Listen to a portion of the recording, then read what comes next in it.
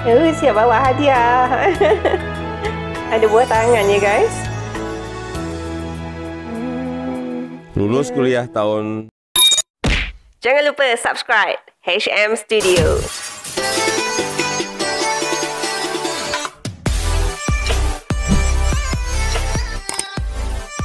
Hai, Assalamualaikum warahmatullahi wabarakatuh. Welcome back to my YouTube channel bersama saya Hanim di HM Studio. Apa khabar semua? Saya doakan semuanya berada dalam keadaan sihat walafiat dan dimurahkan rezeki. Amin amin ya rabbal alamin. Pada yang baru saja singgah, ini adalah video reaction guys. So jangan lupa untuk support channel saya dengan subscribe, like, komen dan share.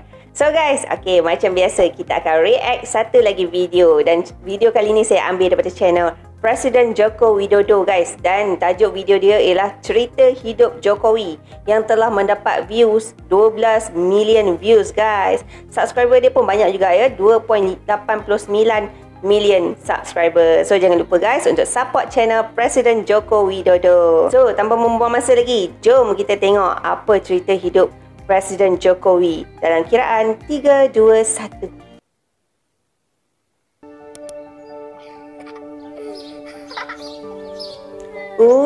Dalam bentuk kartun guys.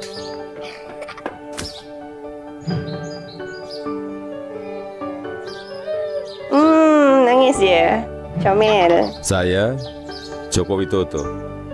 Ini adalah kisah masa muda saya sewaktu memulai perjalanan hidup. Ini saya waktu kecil. Saya berasal dari kota Solo, Jawa Tengah. Saya anak sulung dari 4 bersaudara. 3 adik saya semuanya perempuan. Saya berasal dari keluarga biasa. Kami yang sulung dan seorang lelaki.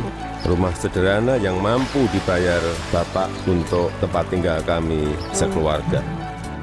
Bapak berjuang untuk hidup kami dengan berjualan bambu dan kayu di pasar. Ibu sangat gigih membantu bapak. Setelah selesai masak dan membereskan rumah, ia segera pergi ke lapak dagang bapak untuk membantu mengikat bambu dan kayu. Mereka melakukan itu semua demi anak-anaknya untuk bisa sekolah. Mereka meyakinkan saya bahwa sekolah akan mampu mengubah hidup saya. Perjuangan dan usaha bapak sangat menginspirasi saya. Usaha bapak berjalan baik, dagangan makin laku, dan saya tahu ibu mulai punya uang. Saya pun mulai nakal waktu itu. Saya sering iseng memanggil pedagang makanan apa saja yang lewat dekat rumah. Tukang siomay, tukang bakso, tukang jajanan pasar. Ibu pun terpaksa membayar apapun yang saya pesan.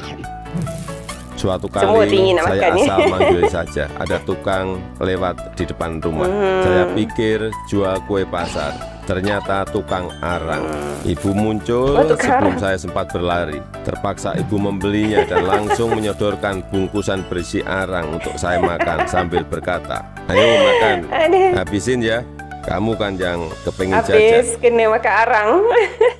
Suatu hari kami kena gusur pemerintah daerah karena daerah rumah kami akan dibangun fasilitas kota. Kami sekeluarga terusir begitu saja tanpa ada perhatian di mana kami akan tinggal. Kejadian ini membuat kami sekeluarga sangat terpukul. Kami terpaksa menumpang di rumah paman. Keadaan yang sulit membuat kami sekeluarga gigih berjuang lebih keras. Bapak menjadi sopir angkutan umum. Setelah sekolah, saya membantu ibu berjualan di pasar, meneruskan usaha bapak. Bagus ya, dibantu ibunya ya. Kami sekeluarga menjalani hidup tanpa mengeluh dan saling mengalirkan energi positif. Bersama-sama kami berjuang untuk tidak lagi menumpang. Kerja keras tidak pernah sia-sia. Bapak bisa membuka bengkel usaha kayu. Setelah beberapa tahun, akhirnya uang bisa terkumpul untuk membeli rumah sederhana. Tahun 1980, akhirnya saya memutuskan untuk kuliah di jurusan Teknologi Kayu, Kehutanan UGM. Saya memilih jurusan tersebut agar saya dapat belajar lebih mendalam tentang perkayuan. Saya ingin mengikuti Sejak Bapak ingin membangun bisnis kayu, Bapak menjadi besar. Ini saya gondrong waktu kuliah, dan saya suka banget dengerin musik cadas. Rock musik. Dari Nazareth, Queen, Metallica, Judas Priest, Guns N' Roses. Saya juga hobi banget guys. naik gunung, Gunung Lawu, Gunung Merapi, Gunung Merbabu, Gunung Kerinci. Sudah saya daki. Menginjak masa penulisan skripsi di tingkat akhir kuliah, saya sudah agak kalem. Akan menginjak dunia kerja, saya memutuskan untuk lebih serius. Saya bertemu dengan gadis bernama Iriana. Dia teman adik saya yang sering main ke rumah. Pertama curi-curi pandang, lama-lama jadi jatuh cinta. Iriana orangnya sederhana, dan itu yang saya suka. Pacaran waktu itu berat di ongkos tapi ringan di hati. Saya naik bus penuh sesak, bolak-balik Jogja Solo demi bertemu Iriana.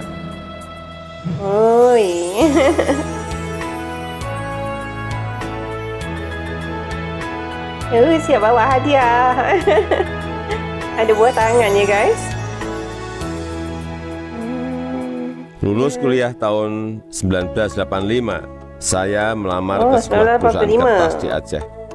Setelah diterima, saya baru tahu akan ditempatkan di hutan rimba.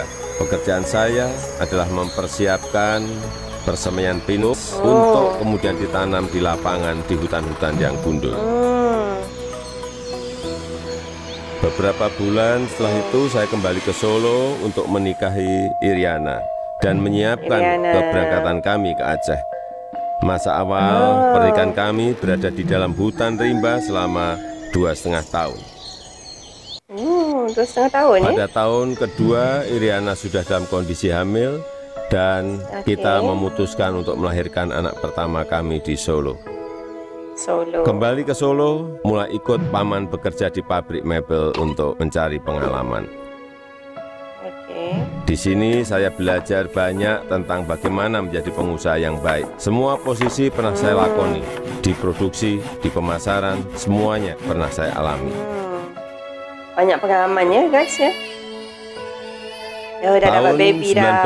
1987, anak pertama saya lahir, Gibran Raka Buming. Sama tahun saya. Gibran itu singkatan dari tahun 87 Gigih dan guys.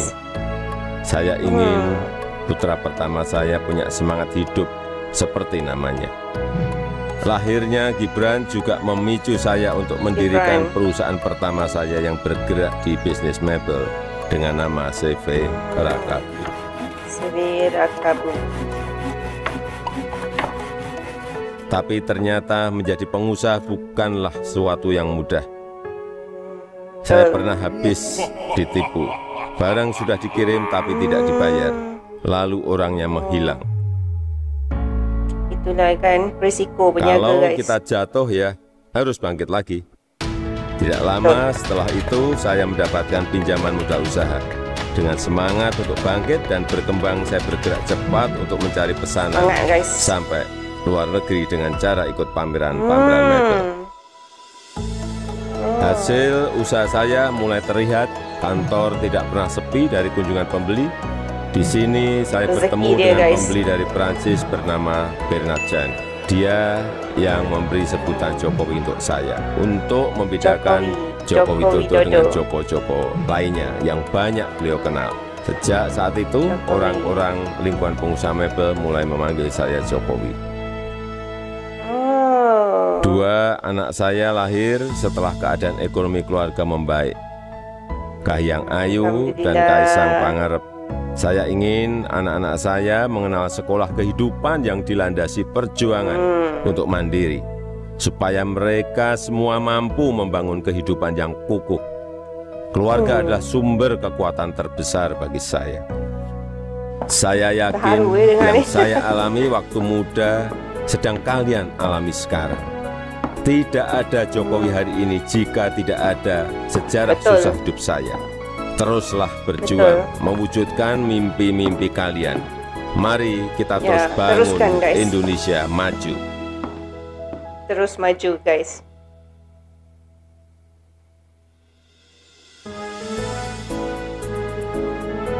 Oh, ini dia punya ni ya. Produced by Dennis Adishwara.